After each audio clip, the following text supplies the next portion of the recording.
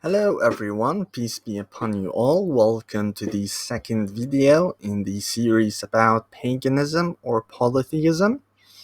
In this video, we are going to discuss the definition of God. In most Arabic dictionaries, we find that they define God as that which is worshipped, an object of worship.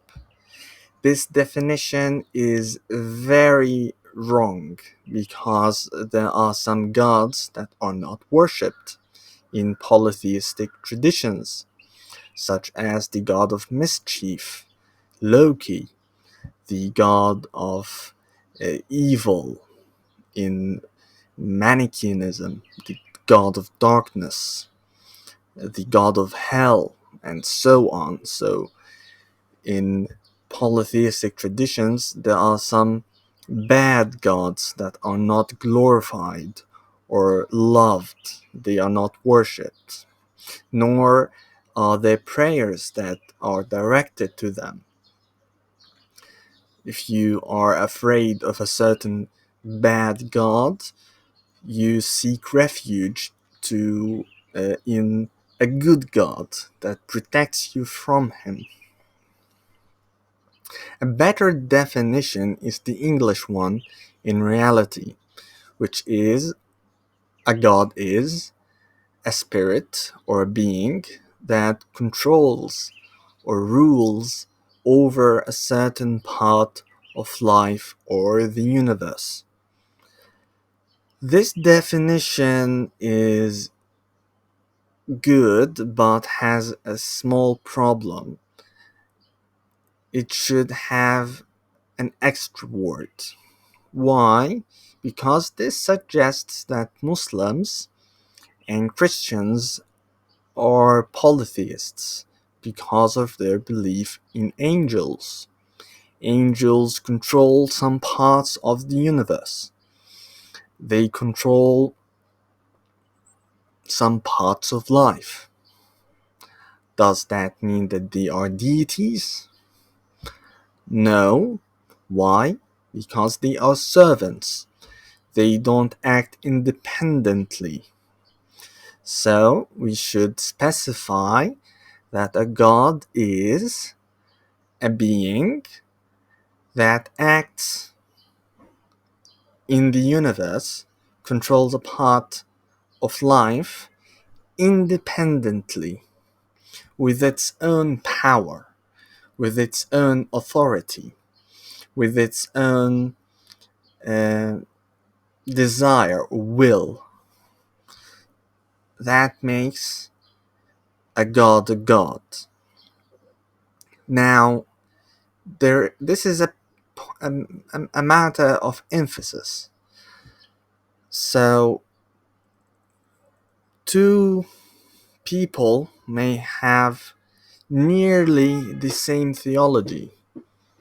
Let's give you an example. New Platonists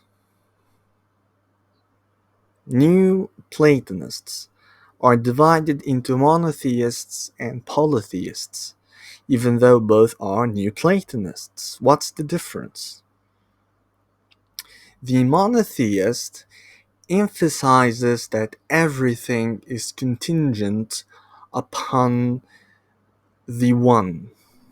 So God is one. Only He is independent.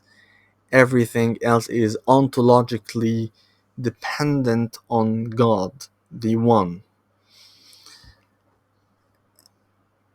The others, the polytheists, instead admit the existence of many gods, many independent powers that control the universe independently, that you could seek without asking the one for help. There is no intermediaries. They are not intermediaries between you and the one. You ask, they are the ones that are sought themselves. even if they are sought as intermediaries, they are considered as independent beings. This makes one a polytheist. Now, there is a problem. There is some Muslims, the Shiites,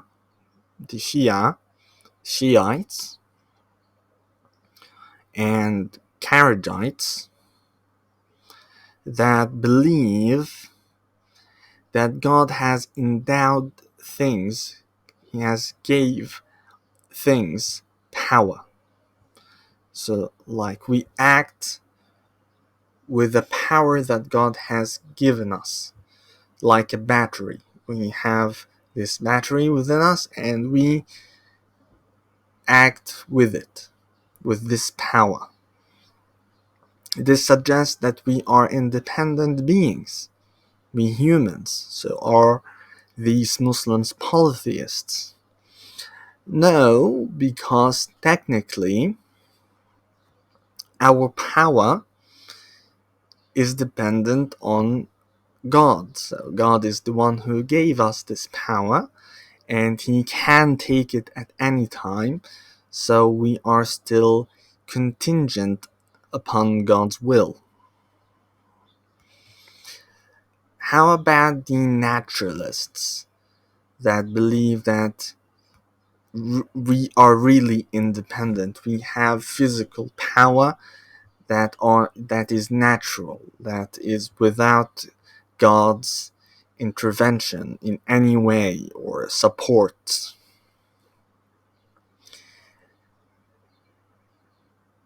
They would not be polytheists because we do not control a part of the universe.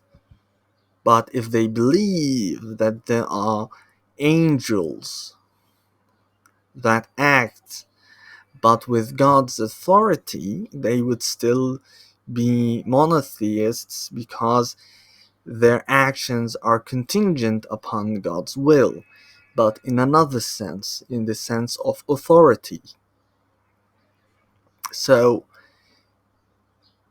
it is dependent. The key word is dependence or independence. So when we say that there is no God, but the one, the supreme, the Lord of everything, we deny the existence of any beings that are independent from God, that act in the universe or control a part of the universe. And with this, we reach the end of the video. Thanks for watching and see you next time.